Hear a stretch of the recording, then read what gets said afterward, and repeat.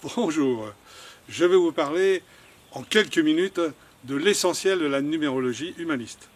Beaucoup de personnes me demandent, mais la numérologie humaniste, qu'est-ce que c'est? Il y a la numérologie classique et vous là, c'est la numérologie humaniste, c'est nouveau, ça vient de sortir? Non, ça fait 25-30 ans. La numérologie humaniste se différencie très largement de la pratique habituelle de la numérologie. Tout simplement parce qu'elle est centrée sur l'humain, elle est centrée sur la personne. C'est une numérologie non prévisionnelle, surtout pas de prévision, sauf si vous voulez vous saboter le mental, vous polluer l'esprit ou vous intoxiquer l'âme.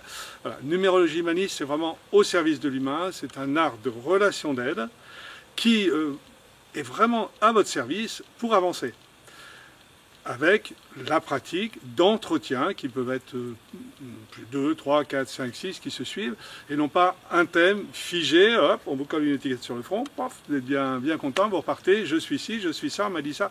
Bon, là, avec la numérologie humaniste, on essaie d'aller plus profondément à la rencontre de vous-même, et vous permettre vous-même de rencontrer vos potentialités, d'y voir plus clair dans votre vie, de repérer des fausses croyances, tout un tas de petits sabotages finalement qui ne vous améliorent pas la vie. Et surtout de sortir peut-être de vieilles habitudes et de ne pas être « je pense donc je suis », donc du verbe suivre.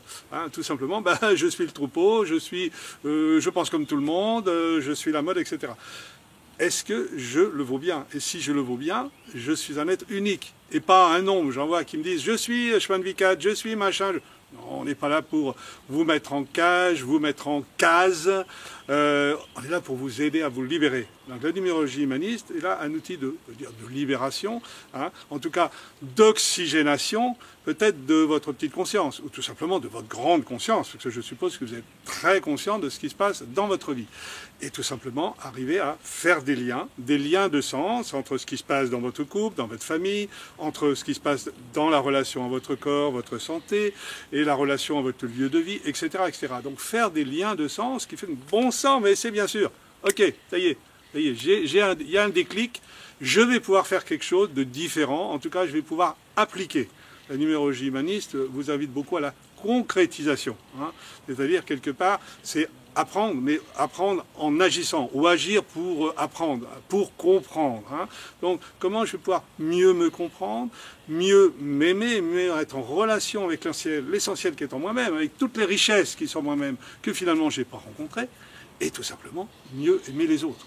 Donc vraiment, c'est un outil de miroir, quelque part, mais surtout d'interpellation. Les nombres sont là pour proposer, c'est un outil de libération, hein, pour oxygéner, vous libérer, pas vous enfermer dans « on m'a dit que » et c'est la vérité. Non, la numérologie humaniste vous invite à trouver votre propre vérité, mais dans un premier temps, en étant aidé. C'est pour ça que je le répète, que c'est un outil de relation d'aide et sans être de la thérapie, quelque part, un moyen de vous éclairer la route et d'avancer sur votre chemin. Moi j'appelle ça le chemin d'envie, hein, c'est-à-dire mieux rencontrer vos vrais désirs. Qu'est-ce que j'ai envie? Qu'est-ce que j'ai envie de créer? Qu'est-ce qui me ferait plaisir finalement?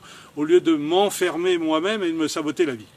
Voilà, en quelques mots, ces pistes concernant la numérologie humaniste. Je vous souhaite en tout cas une bonne journée et au plaisir de vous retrouver.